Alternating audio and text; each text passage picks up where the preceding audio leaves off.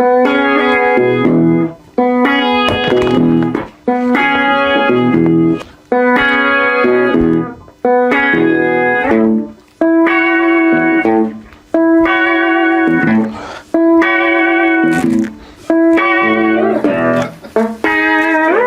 get the idea. We're having a great time. Get those pants on.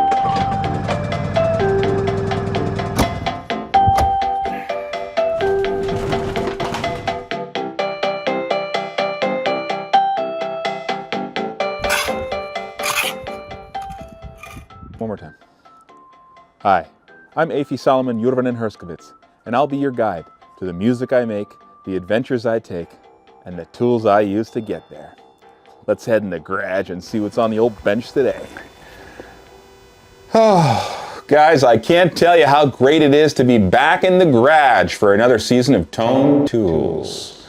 I've missed you all so much, and guess what? I'm going to skip over the part about my midlife crisis and all that crap. I had some shit going on, okay? Hell, I had another kid since I last saw you, but we're gonna keep on producing the stuff that you guys love, so let's get right into it, okay? Today we have yet another product from, guess what, my favorite company. You guys know what it is. Fender. That's how it's pronounced, right? Hang on, I'm just getting an SMS. Anyway, what was I saying? You guys are gonna be like, oh my God, another Fender? Yeah, but this one's more special than the other one. More special. 1953 Fender Telecaster. Remember we talked about the Stratocaster before? Well, guess what came before the Stratocaster? It was the Telecaster! Wow! They use all these cool words. Like television was new back then, right? So Telecaster was exciting. Anyway, here it is.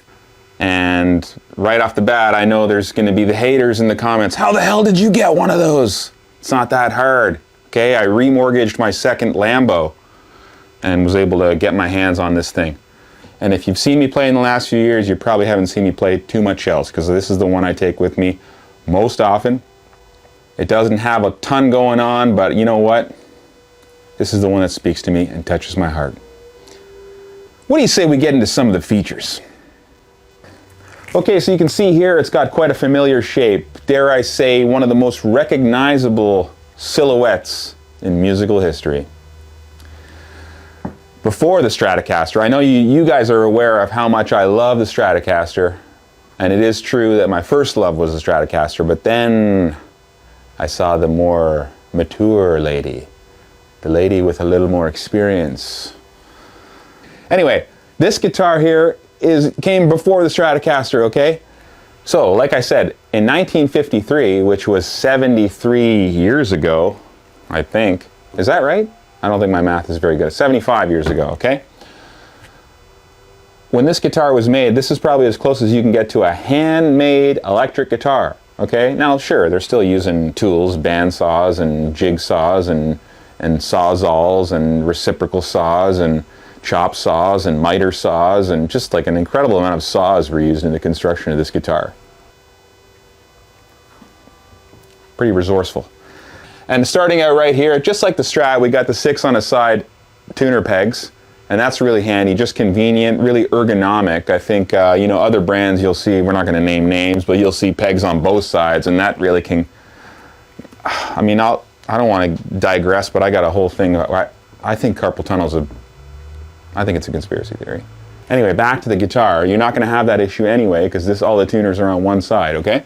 And then obviously you can see it's got all the frets, which is nice, because I don't use all of them, but it's nice to have them, you know what I mean? It's kind of like, it's like my 7-car garage. I don't use all of them, but it's nice to have. Just kidding, I do use all of them. Okay, so now in terms of pickups, as you guys probably know, a lot of people like the bridge pickup on a Telecaster, okay? I know I gave you a hard time about the Stratocaster bridge pickup, and that's for good reason, okay? But when it comes to the Telecaster, the bridge pickup reigns supreme, and you'll hear everybody from the Sexual Pistols to the Vince Gills of the world, they're all using the bridge pickup, and there's a reason for it. It just cuts through the mix. You don't have to twiddle with the knobs or adjust any of the studio stuff, or, you know, fire any producers or anything like that. And to get a great sound, you just plug it in, put it in the bridge pickup, and you're good to go. Now, I might be the exception to the rule. The exception proves the rule, I suppose, but I like the neck pickup. It sort of has a dark and, dare I say, creamy tone. Sort of, Can we just insert like maybe some mashed potatoes with like gravy rolling down off of them right here? That's what it feels like. That's what the neck pickup's like to me, okay? And that suits me a little bit better. Of course, every once in a while, I'll go to the bridge pickup when I want to let everybody know that I got a new pair of Levi's or something like that. Hey, look at me. I'm in the bridge position. All right, that's enough of that. Okay, so the rest of this guitar is pretty much completely stock except for one thing, and that's this little switch tip right here. I can't tell you when this modification was done, but it was done a long time ago, okay? So obviously that's not the original tip, but somebody would have made this. This is like a, I don't know, they would have had maybe a brother-in-law that was a machinist in a tool shop. What the hell? What's it off of? An old toaster oven? I don't know, but it's a unique thing about this guitar. It was like that when I got it, and so I said, I'm going to leave it. I'm not going to touch it. I can't say enough good things about this guitar. I tend to play it 99% of the time. This is the one I'm grabbing. When I'm flying out to Canmore, Alberta, or Bielefeld, Germany, you're probably going to see me playing the Fender Telecaster. Is that it? I mean, it's got 6 strings. I don't use all of them, but they're on there, so you guys take a guess at which ones are my favorite. I'll give you a hint. It starts with the letter A. Check this out, okay? A lot of people have old guitars. I know Brad Paisley's got a whole pile of them. Vince Gill's got a bunch of them. Tim, you all right? Anyway, what I was saying was that a lot of people collect these guitars, and I'm sure there's phenomenal instruments out there, but let me show you something pretty interesting. I want you to check out this photo right here. Check it out. Is that enough room? Can you put it up here? You know who that person is? I'll give you a hint. His name is Leo, okay? And his last name is Fender. Leo Fender, okay? This guitar used to be owned by a writer for, I think, Guitar World magazine, maybe through the 80s and 90s and stuff, and he got the opportunity to interview Leo Fender a couple times. He brought this guitar with him, and Leo posed for a few pictures. And just a cool little bit of history. Check out the way he's holding the guitar. Put it up again. Check out the way he's holding the guitar. He doesn't even know how to play guitar. He's doing like a Vulcan chord or something like that. But anyway, this guy is the godfather. He's the one that started it all. He's the one that gave us these incredible tools that we use to craft our poems of tone. Poems of tone. Anyway, he's the one that gave us these beautiful instruments, these beautiful tools that we use to craft our tone poems each and every day, when we wake up in the morning and even when we don't.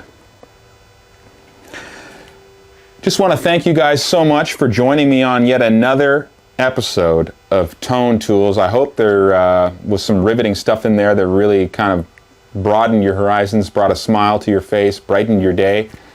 The Fender Musical Instrument Company always does that for me, and I hope it does for you too. Should we plug it in or something? I mean,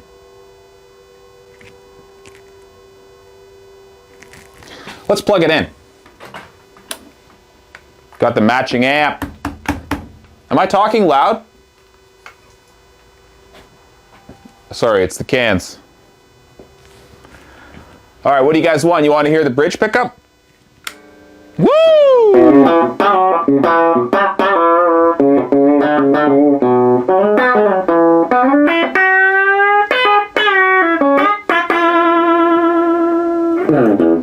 Does it get better than that? I don't think so. I couldn't hear anything. Does that sound all right?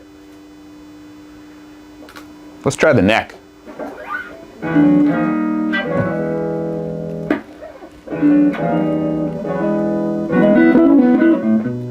After all the jacks are in their boxes and the clowns have all gone to bed, I can hear happiness walking on down the street.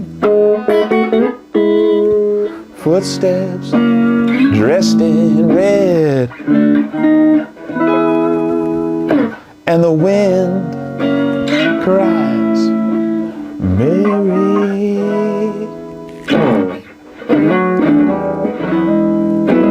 Yeah!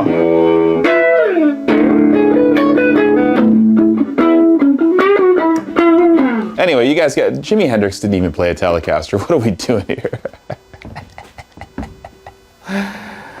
Whew. Safety first.